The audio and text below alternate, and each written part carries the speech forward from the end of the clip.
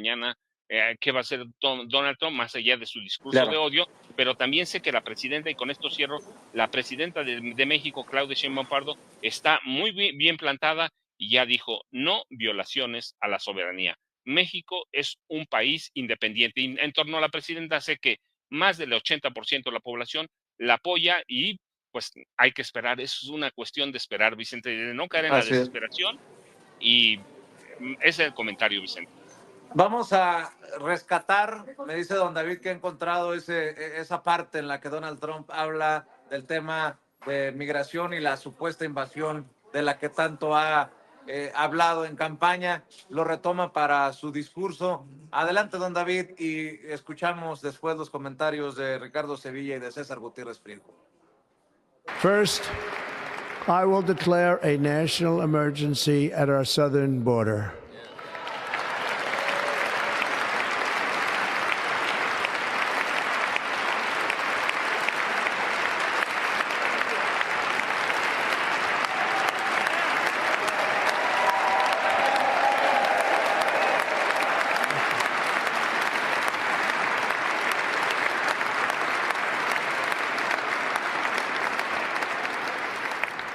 All illegal entry will immediately be halted, and we will begin the process of returning millions and millions of criminal aliens back to the places from which they came. We will reinstate my Remain in Mexico policy.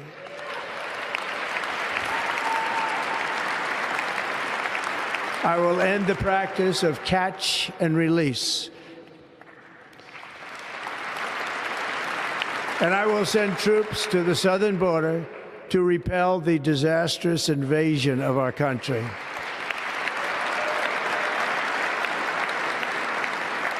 Under the orders I signed today, we will also be designating the cartels as foreign terrorist organizations.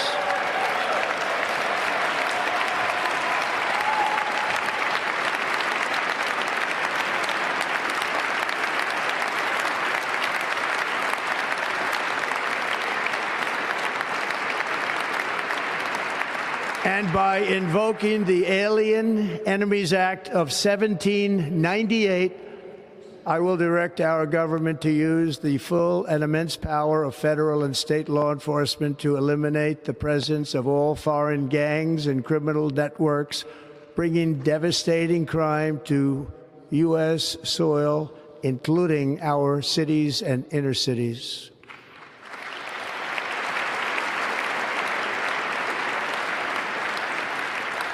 As Commander-in-Chief, I have no higher responsibility than to defend our country from threats and invasions, and that is exactly what I am going to do. We will do it at a level that nobody's ever seen before. Pues ahí están las palabras de Donald Trump. Habla de invasión, habla de declarar crisis en la frontera. Ricardo Sevilla, los cárteles declarados por orden presidencial, por orden ejecutiva, como entidades terroristas. Regresará el que se queden en México, este programa, este plan del gobierno estadounidense de todos los migrantes. Detendrá aquello de los detenidos que, si no tenían historial criminal, eran dejados en libertad en Estados Unidos. En fin, llega bravo en términos migratorios Donald Trump, Ricardo Sevilla. Así es, llega bravo y retórico también. Todo esto que han analizado César Gutiérrez Priego, Gerardo Fernández Noroña, Paco Cruz, me parece muy acertado. Una cosa es el discurso y otra cosa es la realidad, que es dura y tupida y que tendrá que tener ese curso, el curso que inevitablemente tiene que tener todo gobierno democrático y no escapa a ello Estados Unidos. Lo reconoce, estaba viendo ahora mismo en redes sociales, en la red social de X, un tuit del hijo de Enrique Krause, de León Krause, hasta él lo reconoce, dice el tuit: Trump pretende designar formalmente a los cárteles mexicanos como organizaciones terroristas, y dice el hijo de Krause, conste, el hijo de Krause: sé que mucha gente en México anhela esa decisión. Es comprensible dado los índices de violencia, continúa el hijo del dueño de Letras Libres, pero hay que tener cautela. La designación le da al gobierno estadounidense renovadas formas de incidir en México en una larga lista de ámbitos, desde lo financiero hasta lo militar. No es cualquier cosa. Apunta el hijo de Enrique Krause. Sí, efectivamente, esto es lo que pretende el gobierno de Donald Trump, pero no es el gobierno de un solo hombre, hay que decirlo. La política exterior de Donald Trump, hay que apuntarlo y subrayarlo bajo ese lema de Estados Unidos primero, y que ha repetido, no es la primera vez que lo dice en su discurso, en este discurso, lo ha repetido una y otra vez en sus diferentes gobiernos, pero eso sí, se ha caracterizado por tener este enfoque unilateral que ha tratado de priorizar este sentimiento nacionalista sobre las alianzas tradicionales que ha realizado. Su administración sí ha tomado decisiones muy, pero muy controvertidas, como la venta de armas a Arabia Saudita, el reconocimiento incluso de Jerusalén como capital de Israel, acciones que han desatado la crítica internacional, que han logrado también sembrar mucho nerviosismo en la diplomacia internacional, que han generado tensiones con los aliados o con las alianzas que ha tejido Estados Unidos, ha tenido tensiones con la Unión Europea, y eso no lo destacan en Letras Libres, en Nexos, ese tipo de cosas. Ha implementado muchas restricciones de viaje a ciudadanos de 7 países allá en Europa, en Asia, la mayoría musulmanes. En fin, hay esta idea racista, discriminatoria, pero eso lo va colocando en una situación muy, muy difícil. Estos discursos en contra de Irán, en contra de Corea del Norte, que han suscitado, han desencadenado muchísimas reacciones. A mí me parece, tengo la impresión de que el gobierno de Donald Trump no la va a tener nada fácil como ellos pretenden. Evidentemente, pues está todo este asunto de querer decir, bueno, pues los cárteles mexicanos, el cártel venezolano, el cártel salvadoreño van a tener calidad de terroristas. Ese es un membrete. En realidad tiene que pasar muchísimas cosas para que eso aterrice en la realidad. Ya lo han apuntado mis compañeros panelistas. Esto no es solamente de a mí se me ocurre. Hay un discurso patriotero, no patriota, sino patriotero, que está tratando de incidir en el sentimentalismo de quienes simpatizan con este personaje. Es un sujeto que tiene la locura muy bien domeñada. En realidad es incendiario más que loco. Es un personaje que sabe llegar a las masas. Yo encuentro ahí toda esta presentación medio circense, con esa música que, como decía Jaime Hernández, pues intenta por un lado retratar la democracia de punta de lanza en todo el ámbito internacional, pero por otro lado, con este tipo de shows, la verdad es que la coloca como un tema bastante retrógrada, pero pues es un personaje al que se va a estar vigilando no solamente desde México, sino los propios demócratas. Hay una ala republicana también que no lo respalda, así que no la va a tener nada fácil, mi querido Vicente. Déjenme intervenir aquí, queridos compañeros, también para escuchar la opinión del queridísimo César Gutiérrez Priego, porque no podemos, efectivamente, como dice Ricardo, echar en saco roto que Donald Trump haya, y además que se esté planteando en las redes sociales y en los medios de comunicación, que se trata solamente de 2 cárteles del crimen organizado, uno que es de origen venezolano y el otro de origen salvadoreño. La verdad es que la declaración es clara y es fuerte. No dice, vamos a declarar nomás a estos 2. Dijo, no, los cárteles de la droga serán designados como organizaciones terroristas internacionales, con lo cual efectivamente, bueno, pues se centra un precedente para precisamente una invasión en caso de así hacerlo. Pero la verdad es que también Cuba en su momento fue país supuestamente patrocinador del terrorismo y Estados Unidos no lo invadió. ¿Qué opinas de todo esto, querido César Gutiérrez Priego? Fíjate, Toño, Yo en lo personal lo he dicho, me parece que todos los ciudadanos de bien lo que queremos es que existan acciones legales en contra de los grupos criminales en México y que tanto daño nos han causado a todos los ciudadanos. De forma directa o indirecta, a todos nos han afectado forzosamente. Pero explicábamos que las implicaciones legales no son tan sencillas como firmar una orden ejecutiva, que sería lo equivalente a un decreto presidencial en México. Allá, por supuesto, la Cámara del Senado, los congresistas tendrán que analizar porque tendrán que ver las repercusiones que lleve de forma interna. Recordemos que incluso el derecho internacional, las mismas leyes de los Estados Unidos nos explican que no es nada más el hacer señalamientos y entonces vamos a llevar a los Marines y a los boinas verdes a otro país para iniciar una acción militar. No funciona así. Lo que se tiene que analizar es primero cuáles son los ciudadanos norteamericanos y las empresas de los Estados Unidos o que tienen interés en los Estados Unidos que apoyen a estos grupos criminales. Si tú determinas que los carteles de la droga mexicanos son organizaciones terroristas, imagínate qué va a suceder con el ciudadano norteamericano que compre las drogas que consume en el día a día, pues estaría apoyando a estas organizaciones terroristas y trae implicaciones mayores, ¿no? Además, ahora sí tendríamos que saber quiénes son los narcotraficantes norteamericanos, que son los socios comerciales de los narcotraficantes mexicanos, porque no me pueden decir que solamente existen narcotraficantes mexicanos vendiendo drogas en los Estados Unidos. Además, el hecho del lavado de dinero y el blanqueamiento de estos activos forzosamente se manejan por medio del sistema financiero de los Estados Unidos. Me parece que existen muchísimas complicaciones por ahí que son importantes que se puedan analizar. Pero no perdamos de vista la realidad.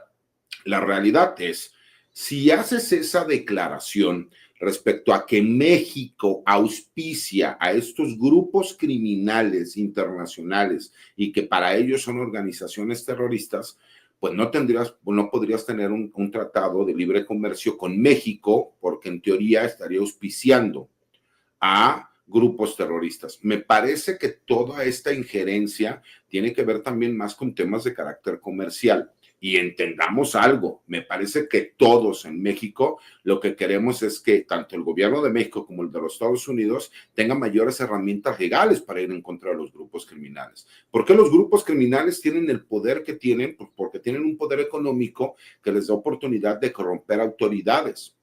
Y lo hemos visto en todos los ámbitos, en el ámbito federal, en el ámbito estatal, en el ámbito municipal, en el poder judicial, cuando hay resoluciones que no entendemos por qué se le conceden beneficios o no se consideran las pruebas que se ofrecen o se le reconoce incluso derechos que la mayoría de los ciudadanos no tenemos. Me parece que por ahí es donde viene el peso importante. ¿Tú crees que fue una vacilada el hecho de decir que el Golfo de México ahora se llama el Golfo de América? Pues tiene que ver también con las implicaciones legales de todo el petróleo que existe, todo el gas que existe. Me parece que en los años por venir, contrario a lo que durante muchos sexenios en México nos decían, que ahora lo que necesitamos son recursos renovables y energías limpias, la realidad es que era parte para obligar a gobiernos a tomar ciertas actitudes político-económicas en cuanto a cuestiones geopolíticas para dejar de producir lo que para ellos era un elemento fundamental. El petróleo, el gas, ahora el litio. Y cuando nos damos cuenta que México es un país sumamente rico en todos estos recursos, cuando nos damos cuenta que tiene un gobierno por primera vez en décadas, ¿no?, que está fuerte, que tiene un Congreso, por más que exista oposición, que se pueden tomar decisiones, que se pueden hacer cambios de leyes, pues obviamente el país más poderoso del mundo, que es como un imperio, pues toma medidas drásticas. Y nosotros sabíamos, este escenario estaba contemplado por parte del mismo gobierno mexicano, de que Donald Trump llegando iba a seguir haciendo los mismos señalamientos. Hay que ser muy claros. Una cosa es que tú emites una orden ejecutiva y otra cosa es que terminemos viendo la invasión de Marines y de boinas verdes en México. ¿Por qué? Porque incluso el mismo decreto y lo que nos han explicado, tanto el secretario de Estado, ¿no?, como lo que ha señalado Donald Trump desde un inicio, quieren forzar a México a tener mayor cooperación, al grado de que lo hemos visto, que incluso nos están imponiendo a un embajador que es un agente de la CIA, porque no hay exagentes de la CIA, quedemos claro, ¿no?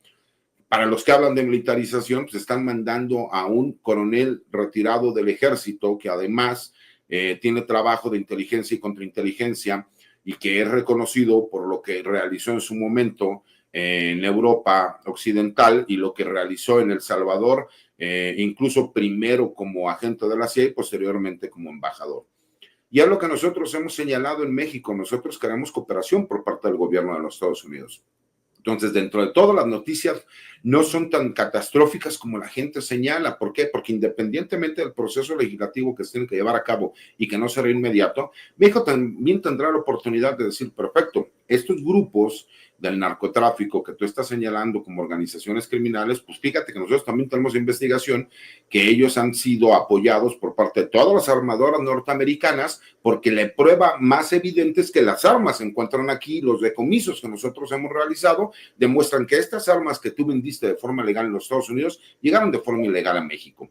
Y eso, recordemos, porque yo que soy abogado y que tengo algunas empresas que son mis clientes que asesoro, cuando tú le compras a una empresa norteamericana cierto tipo de equipos, por ejemplo, médicos o tecnológicos, hay una cláusula en donde te señalan que no importa que tú compres el equipo, tú no lo puedes vender a ciertos países, a ciertas organizaciones o a ciertos lugares de forma directa o indirecta. ¿Qué significa? Que aunque tú lo hicieras por medio de un tercero, tú eres el responsable porque tú fuiste el primero que compró esa maquinaria. Y te dicen incluso como la mayoría de estas máquinas ya tienen softwares muy avanzados, que incluso de forma satelital sería apagado el aparato médico o tecnológico y que incluso tú serías señalado como apoyar a ciertos grupos terroristas. Y eso viene en esas cláusulas y los abogados o los empresarios que les ha tocado este tipo de situaciones no me dejarán mentir.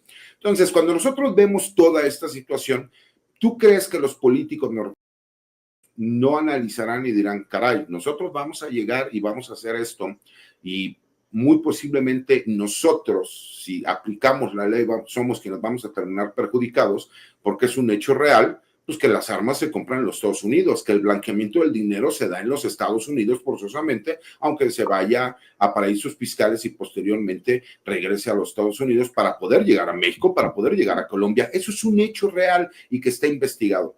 Entonces, me parece que una es la parte política, me parece que la intención también es presionar a México para que existan ciertas concesiones dentro del Tratado de Libre Comercio que tenemos con los Estados Unidos, porque incluso Donald Trump lo sabe que incluso aunque pusieran aranceles para ir en contra de México y que sería perjudicado el ciudadano norteamericano, eso también apoyaría la economía de los Estados Unidos. Recordemos que este problema viene porque durante el sexenio de Joe Biden la economía en los Estados Unidos estuvo muy mal. Y la gente que vive allá me podrá desmentir si es cierto o no es cierto. El crecimiento económico que se dio entre Estados Unidos y México fue palpable. En México mejoró en términos generales la economía de las familias, de las personas a lo mejor que menos tenían, ¿no? O de la clase media o de clase media hacia abajo. Y en Estados Unidos no pasó de la misma forma. Por eso fue un efecto en el que Donald Trump, tenemos que reconocerlo, es un presidente popular que tiene una base electoral fuerte, al grado de, como lo señaló el senador Noroña, hubo muchísimos latinos que votaron a favor de Donald Trump. Entonces hay que entender los cambios que se empiezan a dar, así como en México se dio un cambio y que tenemos una idea más de izquierda y socialista, pues en los Estados Unidos también en este momento hay una ideología de derecha e ultraderecha, pues que es la que ha convencido al ciudadano norteamericano. Entonces, me parece que si bien es cierto, parecerían muy malas noticias, también hay implicaciones legales que no hacen que se puedan llevar a cabo de forma inmediata. Hay tantas cosas que no podrían aplicarse en definitiva, pero miren, la verdad es que con lo loco que ha demostrado ser Donald Trump, pues preocupa que repita lo que ocurrió, por ejemplo, en su mandato pasado. Pero bueno, yo, queridos compañeros, quiero agradecer por haber estado aquí al pie del cañón de Sin Censura, es exactamente un cañón absolutamente para el análisis de este discurso, de esta toma de protesta de Donald Trump como presidente, su posterior discurso lleno de retórica y de tontería, de amenaza, por sobre todo. Y les pido que por favor nos compartan también sus redes sociales para que la gente se ponga en contacto con ustedes. Estamos contigo, querido César. Por favor, compártenos tus redes sociales. Claro que sí, Toño. La red social que yo manejo personalmente es X, anteriormente Twitter, que es @CésarGutiPri. Todos los martes escribo una opinión en La Silla Rota, los jueves hago una videocolumna para el blog de Información Militar y Seguridad Nacional Campo Marte. Todos los martes estamos en una mesa de seguridad con Paco Cruz y con Pepe Rebeles, y pues, agradecido siempre con los espacios y la oportunidad de poder compartir con todos ustedes, las personas que nos ven. Les mando un abrazo fuerte y les deseo un excelente día.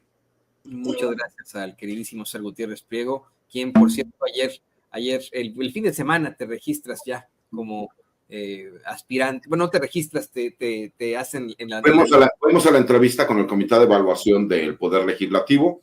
En lo personal siento que nos fue muy bien, nos da oportunidad de poder continuar al siguiente paso, y ya sería el último paso para podernos ya llamar precandidatos, ¿no? Bueno, ahorita somos precandidatos, pero ya para podernos llamar candidatos a ministro de la Suprema Corte de Justicia de la Nación, que si pasamos, ¿no? En cuanto al perfil de idoneidad, que es el que se le conoce, tendríamos que ir a la insaculación, derivado de que, pues obviamente, muy posiblemente habrá más de 27 perfiles, que es lo que el Comité del Senado de la República propone como candidatos a aspirar a ser ministros de la Corte. Y pues agradecido con las muestras de cariño, mi querido Toño, agradecido por supuesto con todos ustedes. Le agradezco a Sevilla el hecho de que en Twitter, ¿no?, salió abiertamente a apoyarme. Yo le agradezco mucho, sé las repercusiones que lleva eso, y sé también la importancia y la obligación, ¿no?, que yo tengo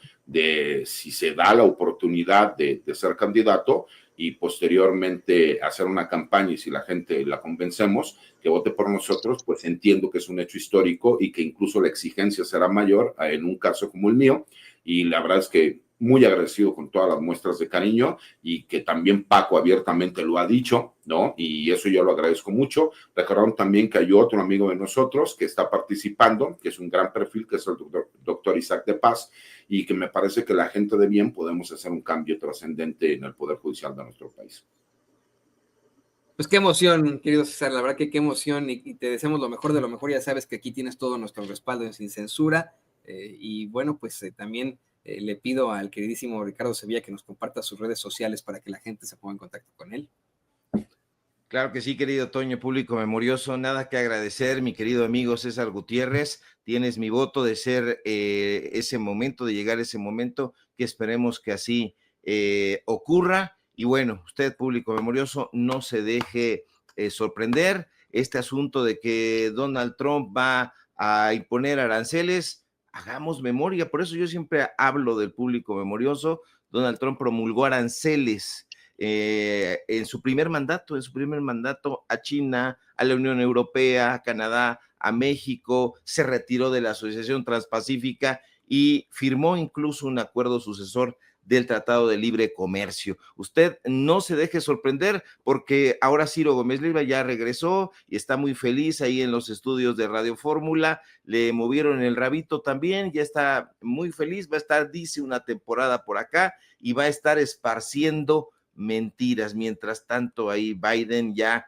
le otorgó impunidad a sus sucesores. Mientras estábamos viendo por acá, se están moviendo las cosas allá, actúan de una manera bastante lesiva.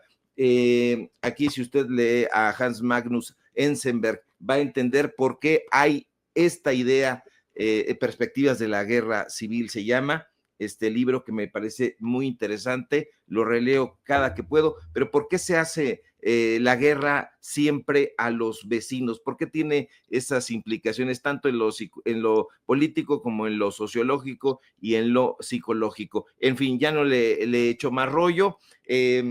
Síganme en mis redes sociales, en X, @SevillaCrítico, en Facebook, Ricardo Sevilla, y nada más. Síganme en Paralelo 24, en Los Datos Duros. Hoy tenemos informativo en punto de las 9 de la noche. Síganos en podcast, Datos Duros, así se llama, Datos Duros Podcast. Hoy tocó el episodio a El Fantasma Suárez, ahí platica con nosotros sobre el FIFA Gate, sobre Cruz Azul, sobre Billy Álvarez, que también César Gutiérrez sabe bastante del tema. Creo que le va al Cruz Azul, pero bueno, pues allá él y su mala cabeza, siempre pierde ese equipo, pero pues él es sonero. Te mando un fuerte abrazo, querido César, Paco, Toño, a Vicente y a todo el público que nos ve, que nos escucha y que nos defiere con su preferencia. el querido Ricardo Sevilla, escritor, periodista. También, Paco, por favor, compártenos tus redes sociales para que la gente se ponga en contacto contigo. Toño, pues yo les dejo un abrazote a Ricardo, a ti, al licenciado Gutiérrez Priego. Ya sabes, sí, cuando uno apoya a un amigo tiene que hacerlo en público, tiene que hacer y tiene que decir por qué. Si uno, en la capacidad, siempre lo he dicho, el licenciado está preparado, tiene todas las credenciales para hacerlo, pero segundo, y a la misma altura del primer punto, siempre lo he dicho, no solo necesitamos gente capaz, gente estudiada, porque uno puede ser capaz, pero al mismo tiempo ser incapaz. También se necesita gente que sea buena persona en el Poder Judicial Federal y como ministro de la Suprema. Y si algo tiene César Gutiérrez Priego es que es una excelente persona, es un ser humano y eso, de eso carece nuestro Poder Judicial, así que hay que hacerlo siempre público cuando uno apoya a un amigo. Y yo, ya saben, les dejo un abrazote para los tres, a Vicente que se fue, a Jaime que se nos fue antes por compromisos, @ Paco Cruz Jiménez en X, antes Twitter, a Francisco Cruz Jiménez en Facebook. Nos vemos mañana, Toño, y hay que esperar a ver qué nos depara el futuro, pero nos va a deparar lo que dice la presidenta, firmes y con la cabeza fría. México es un país independiente y soberano. No, aquí está Vicente, quiere decirles hasta pronto, querido Vicente. Claro que sí, muchas gracias a César, a Ricardo, a Paco, y yo me estaba dando la vuelta para confirmar